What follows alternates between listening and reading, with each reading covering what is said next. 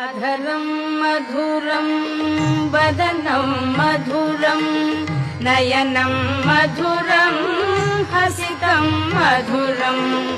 अधरं मधुरं वदनं मधुरं नयनं मधुरं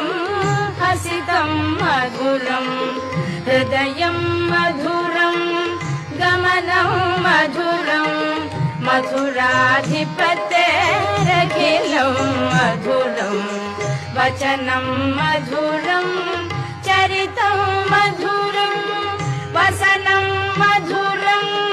वलितं मधुरं वचनं मधुरं